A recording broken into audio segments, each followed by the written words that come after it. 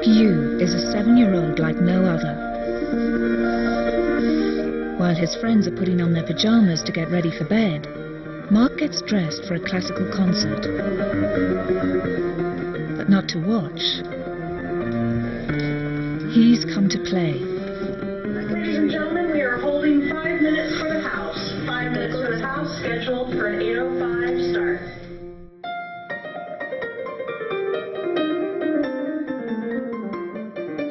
Mark can play more than 40 classical pieces from memory.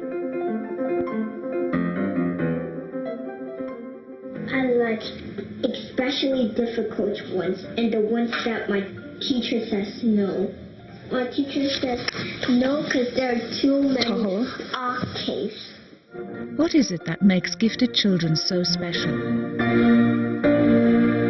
Do they just work harder than others? Or are they born with brilliant brains?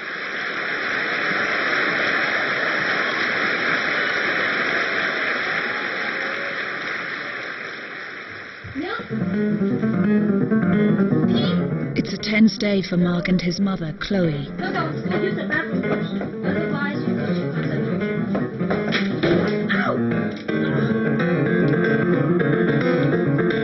They are going to the LA Philharmonic for an audition. Okay, and after the Hina you can tell him that you have played with 5 different professional orchestras in the past year. Are you listening, Mark? Are you listening?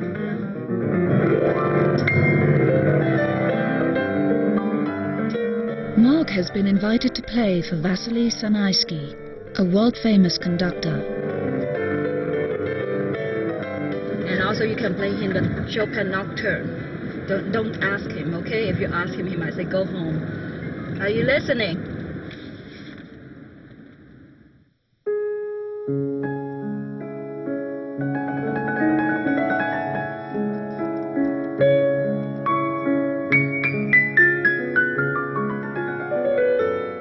Maestro Sanaisky has seen talents come and go.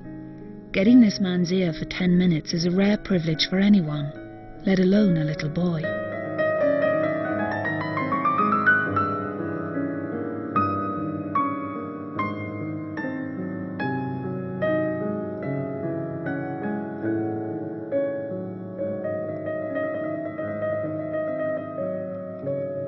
I think that we've always been fascinated with kids who do things at the wrong age. And this is what gifted kids do. They do things at the wrong age. They're not supposed to be doing things so advanced. So they shock us. They surprise us. They seem like little adults in child bodies. And we want to figure out how it's possible. Ellen Winner has spent the last 15 years studying gifted children. Today she's come to visit Mark.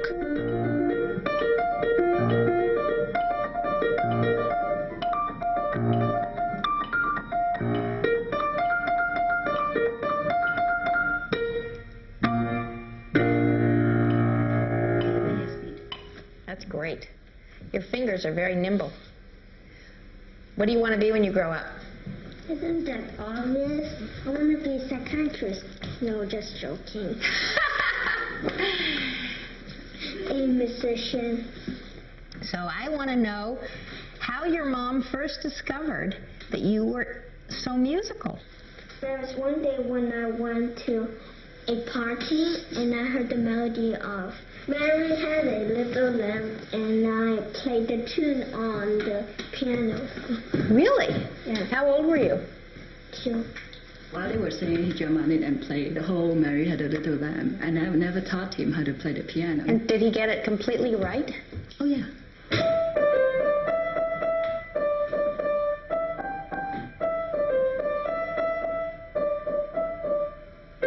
You're a tease. Stories like Mark seem to defy logic, but science is beginning to shed light on the enigma of God-given talent.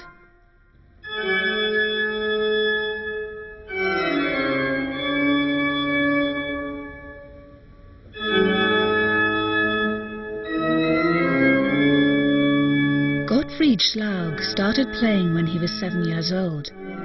He could have had a career in music, but decided to become a neuroscientist instead. Gottfried has scanned the brains of dozens of professional musicians to work out how they produce the brain power that music demands. There's hardly any other skill, any other activity that would involve this much brain real estate.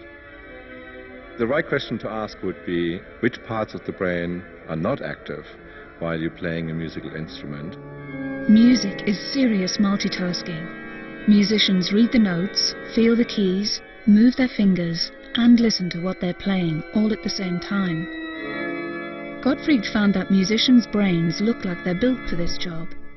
Several areas are bigger than normal. One of them is the cerebellum. It takes up only 10% of brain volume, but there are more nerve cells crammed into this small space than there are in the rest of the entire brain. This tiny organ works harder and faster than any other part of the brain, as it orchestrates the movements of thousands of muscle fibers in the body. A skilled pianist can play up to 30 notes per second with exquisite timing, so a bigger cerebellum may well be better. Another area that is bigger in musicians is the corpus callosum, a strip of tissue connecting the two hemispheres. It's a mission-critical organ in a piano player who needs to precisely synchronize the movements of the left and the right-hand sides of the body. Each side is managed by one half of the brain, so the two hemispheres have to work in harmony. A bigger corpus callosum contains more nerve fibers, so more signals could travel from one side to the other and speed up communication. But why are musicians' brains different? Are they born or made? Gottfried has teamed up with Ellen Winner to investigate whether the brain shapes music or music shapes the brain. People have looked at adults with talent and shown that their brains are different, which does not get at the question. So actually, our study will be the first study to test the question of whether we can find the brain basis of talent prior to training. Ellen and Gottfried have been tracking 50 children from the moment they started learning a musical instrument. Right on the smiley faces and make them all match. Okay, ready?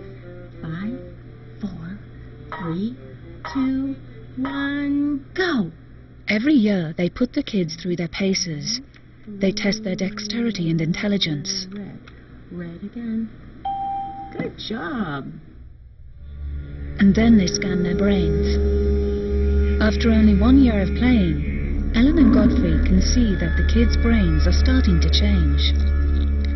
The areas responsible for hearing and analyzing music are more active than those of children who don't play an instrument. To Gottfried, this is no surprise. The brain has a remarkable ability to adapt, and everybody with born into the right environment, with the right nurturing, could potentially grow up to be an excellent musician. But Ellen Winner thinks that practice alone is not the whole story. I would bet anything that the most gifted children, the ones with the most potential in music, start out with brains that look structurally different. Ellen and Gottfried are tackling a question that has baffled scientists for a very long time, and it's still a bone of contention. Is it nature or nurture that makes a genius?